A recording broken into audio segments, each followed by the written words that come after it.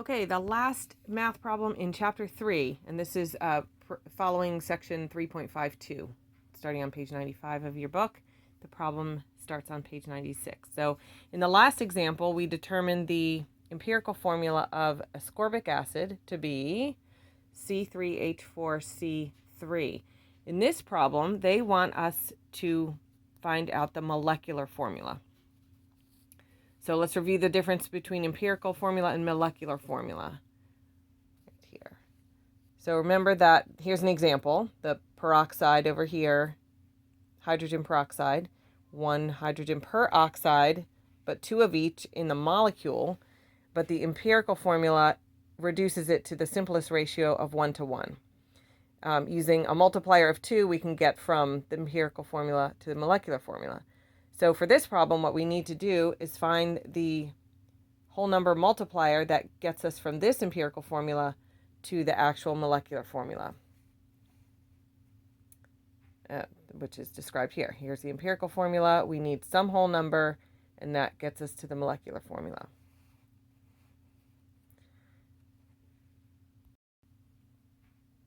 So here's what I just said stated in a formula.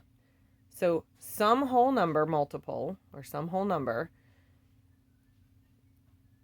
is going to get us from the empirical formula to the molecular mass, which is bigger. So the molecular mass is the total mass, and if you divide it by the formula mass, you'll get that whole number. And then we'll take that back to the empirical formula and multiply the empirical formula by that same whole number to get the molecular formula.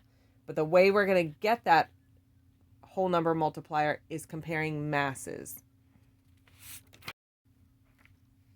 Okay, so moving back up to the bottom of that chart above, if we're going to use this formula requiring molecular mass and empirical formula mass, right there, we need those two numbers. Backing up to this chart, the molecular mass on the right, right here, is what is given in the problem. They tell you that the molecular mass of some ascorbic acid is 1.76.1 units, mass units.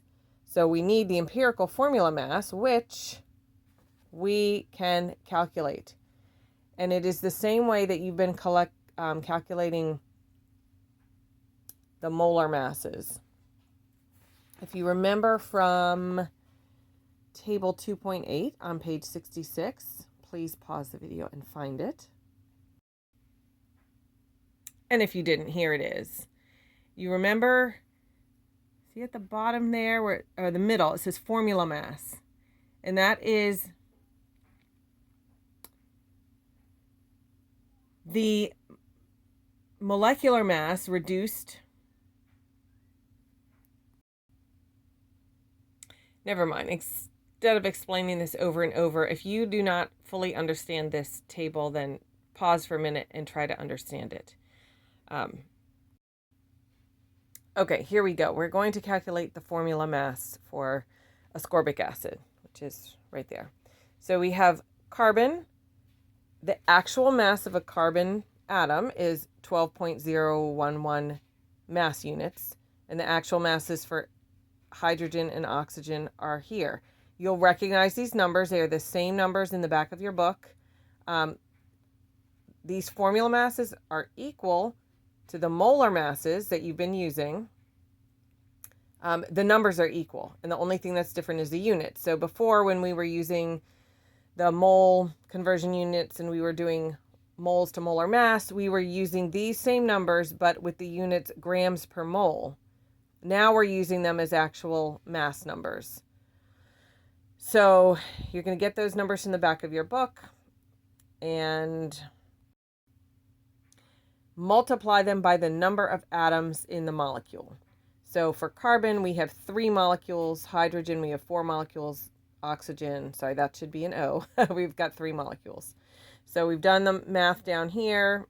3 times the mass, 4 times the mass, 5 times the mass. I actually didn't write out the numbers.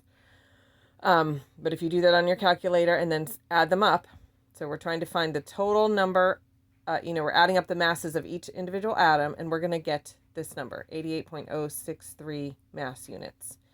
This is the formula mass of ascorbic acid. So now we can use that in the formula. Here again is the formula. We're trying to find what whole number to multiply the empirical mass by to get the molecular mass. So the molecular mass given in the problem. This is the empirical formula mass, which we just calculated. Okay, we're going to do the division. Oh. And there you go. We get a number that, when rounded for significant digits, is 2.000. So that is a pretty whole number there. So that answers the question, what whole number? And then we're going to use that number to multiply the empirical formula to get the molecular formula. Okay, so I've done that down here. There's the empirical formula. We're going to multiply it by 2. So each of the number of atoms is doubled. 3 becomes 6, 4 becomes 8, 3 becomes, whoa, sorry, this should be a 6. And there you have the molecular formula of ascorbic acid. All right.